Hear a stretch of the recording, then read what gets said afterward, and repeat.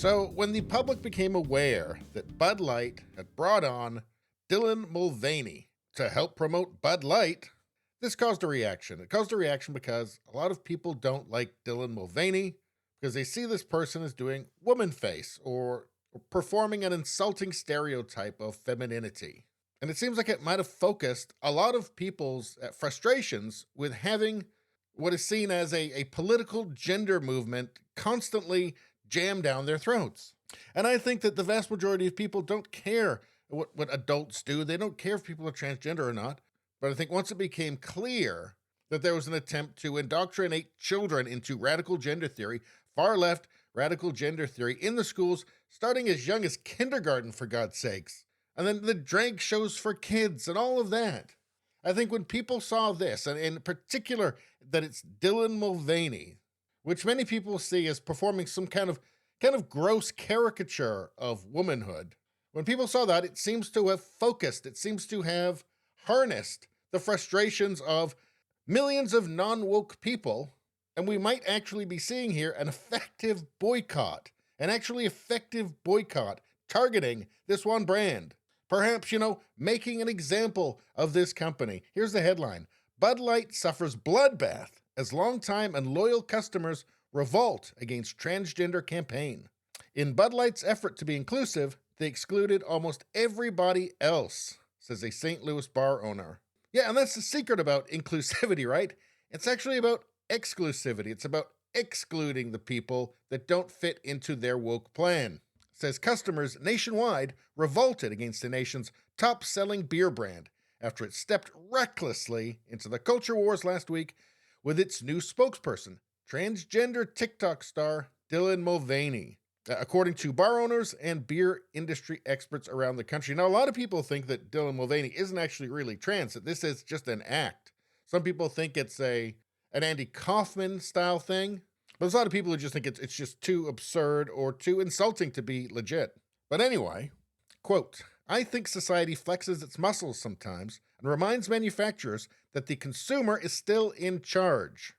That's from Jeff Fitter, owner of Case and Bucks, a restaurant and sports bar in Barnard, Missouri. And he told that to Fox Business. Now, these are anecdotal stories, so you have to remember that.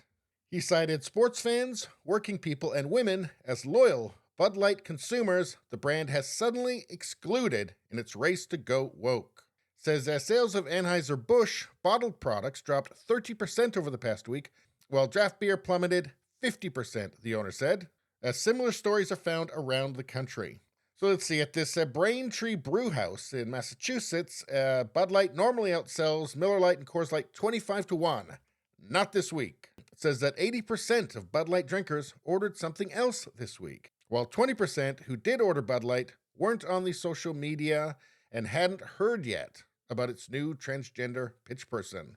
He said they didn't order it again after other patrons told them about the Bud Light marketing misfire. Again, I think it's just, maybe this is just that woke bridge too far. Maybe this was just the perfect moment to unleash the consumer's rage at being insulted by the producer of a product that they would normally consume.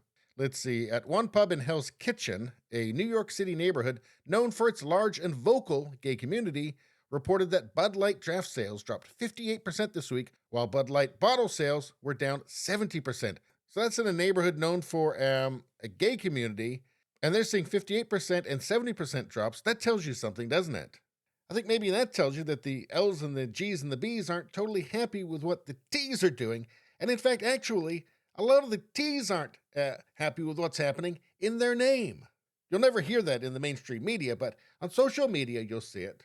But the media's left them without a mainstream voice on this, which is, I think, tragic. Let's see, a national beer industry analyst told Fox Business that Bud Light's decision to dive into the culture wars was a bad decision that defied virtually every rule in building brands and marketing. Well, what did the VP of marketing say about this? It's like we need to evolve and elevate this incredibly iconic brand. And Bud Light had been kind of a brand of fratty, kind of out of touch humor. And it was really important that we had another approach. Oh, evolving, you don't say. Oh, fratty and out of touch humor. Ooh, yuck. Yeah, those people have got to evolve. They've got to evolve because she's not there to serve the customers. The customers are there to serve her because she's not just there to sell them beer. She's there to tell them how to live and what to think and what kind of person they should be, just to give them their morals, basically be their mother. So I guess that's what you get from a master's degree in marketing these days.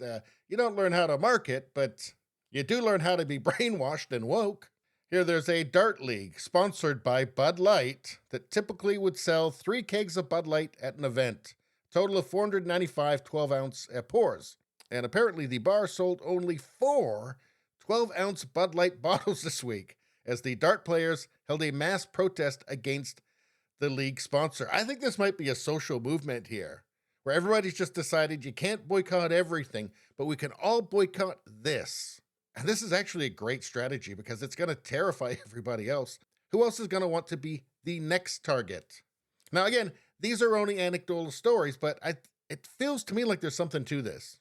And I certainly hope so, because don't you all just want to go back to a time when corporations didn't lecture you all the time or didn't try and shape your view on the world or shape your ethics or your morality? Anyway, please subscribe, like, and share. Sharing really helps me out. I thank you for that. I will see you next time.